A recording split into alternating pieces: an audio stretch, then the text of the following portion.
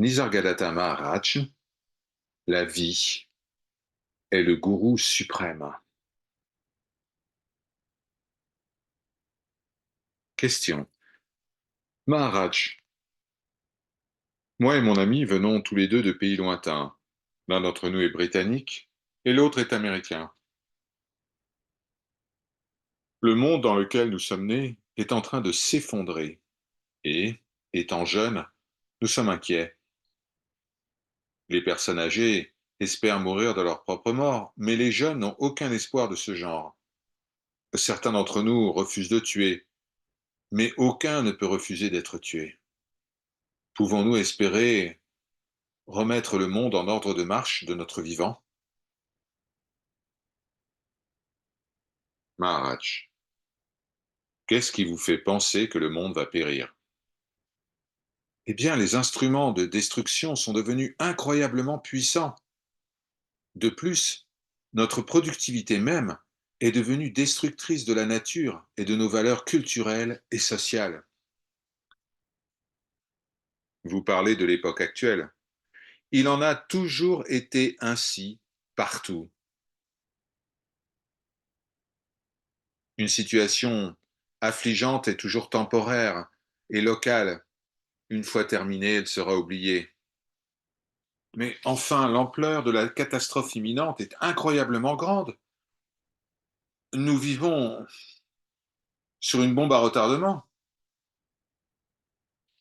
Chaque homme souffre seul et meurt seul. Les chiffres n'ont aucune importance. Il y a autant de morts quand 1 million de personnes meurent que lorsqu'un seul périt. Que la nature tue par millions, cela ne m'effraie pas, Maharaj. Il peut y avoir une tragédie ou un mystère là-dedans, mais aucune cruauté. Non, ce qui m'horrifie, c'est la souffrance, la destruction et la désolation causées par l'homme. La nature est magnifique dans ses actions et même dans ses défaites, mais il y a de la méchanceté et de la folie dans les actes de l'homme.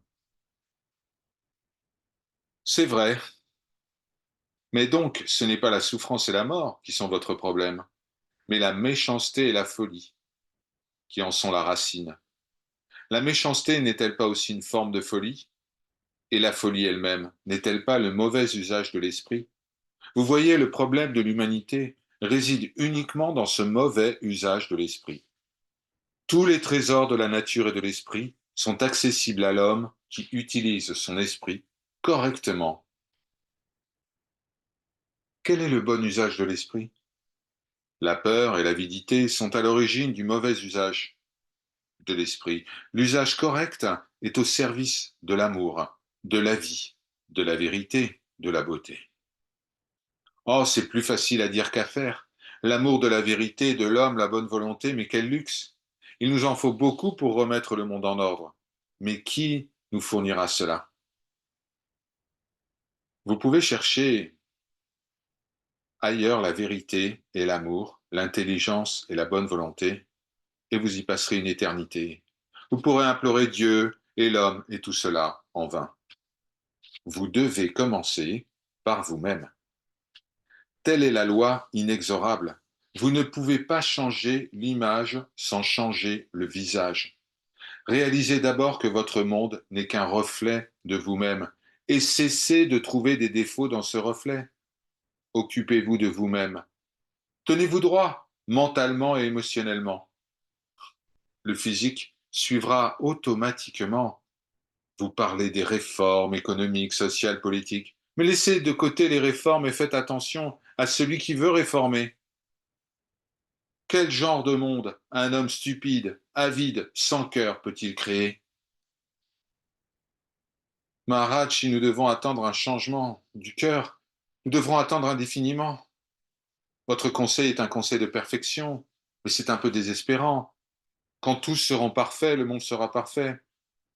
Mais quelle vérité inutile. Je n'ai pas dit ça.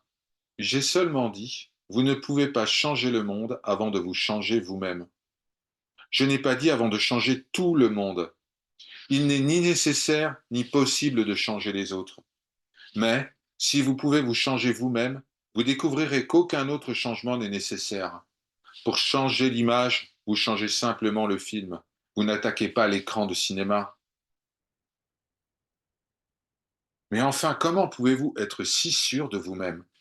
Comment savez-vous que ce que vous dites est vrai? Ce n'est pas de moi dont je suis sûr. Je suis sûr de vous. Tout ce dont vous avez besoin, c'est d'arrêter de chercher à l'extérieur ce que vous ne pouvez trouver qu'à l'intérieur. Réglez votre vision avant d'agir. Vous souffrez d'une incompréhension aiguë. Clarifiez votre esprit, purifiez votre cœur, sanctifiez votre vie. C'est le moyen le plus rapide de changer le monde.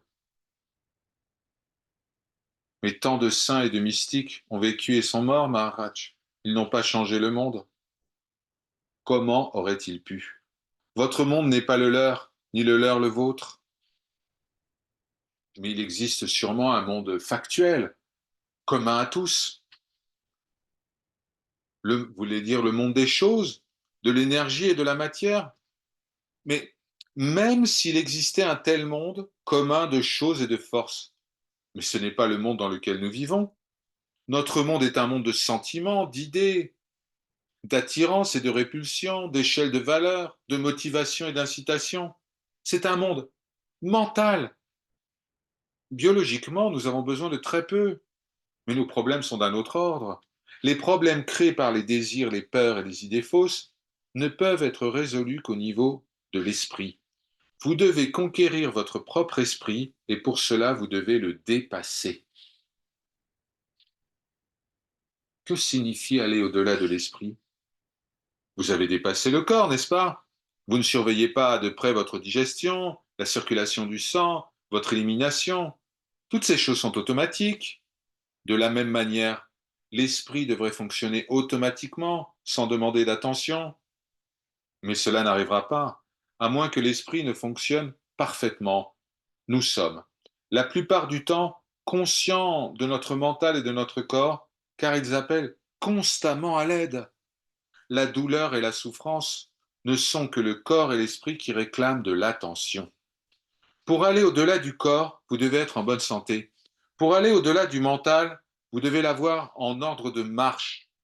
Vous ne pouvez pas laisser le désordre derrière vous et aller au-delà. Le désordre vous enfermera. La loi universelle est ramasser vos déchets. C'est une loi juste aussi. Maharaj, puis-je vous demander comment vous avez déposé le mental? Par la grâce de mon maître. Quelle forme a pris cette grâce? Il m'a dit ce qui est vrai. Que vous a-t-il dit? Il m'a dit que je suis la réalité suprême. Et qu'avez-vous fait à ce sujet? J'ai fait confiance à mon maître et je m'en suis souvenu. C'est tout? Oui. Je me suis souvenu de lui. Je me suis souvenu de ce qu'il a dit, toujours. Vous voulez dire que c'était suffisant? Mais que faut-il faire de plus? C'est déjà beaucoup de se souvenir du gourou et de ses paroles. Mon conseil pour vous est encore moins difficile que cela. Souvenez-vous simplement de vous-même. Cela suffit à guérir votre mental et à vous emmener au-delà. Ayez confiance. Je ne vous induis pas en erreur. Pourquoi le ferais-je? Est-ce que je veux quelque chose de vous? Je vous souhaite du bien, telle est ma nature. Pourquoi devrais-je vous tromper? Le bon sens dira aussi que pour satisfaire un désir, il faut garder son esprit pleinement concentré. Si vous voulez connaître votre véritable nature, vous devez vous avoir à l'esprit en permanence, jusqu'à ce que le secret de l'être soit révélé. Maharaj, pourquoi le souvenir du soi devrait-il amener quelqu'un à la réalisation? Parce que ce sont deux aspects du même état. Le souvenir du soi est dans l'esprit, la réalisation du soi est au-delà de l'esprit. L'image dans le miroir est celle du visage, au-delà du miroir. Et quel est le but, Maharaj? Eh bien, pour aider les autres, par exemple, il faut être au-delà du besoin d'être aidé. Tout ce que je veux, Maharaj, c'est être heureux et rendre heureux. Ne vous inquiétez pas, les autres prendront soin d'eux-mêmes. D'accord. Mais ai-je besoin d'un maître, d'un gourou? Ce que vous me dites est simple et convaincant. Je m'en souviendrai, mais ça ne fait pas de vous mon gourou. Ce n'est pas l'adoration d'une personne qui est cruciale, mais la constance et la profondeur de votre dévotion.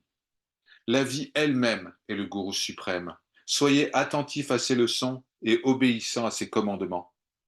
Lorsque vous personnalisez leurs sources, vous avez un gourou extérieur. Lorsque vous les prenez directement de la vie, le gourou est à l'intérieur. Souvenez-vous de cela. Émerveillez-vous, méditez, vivez, aimez, grandissez. Grandissez avec la vie. La parole de votre maître, extérieur ou intérieur. Faites-en votre propre parole.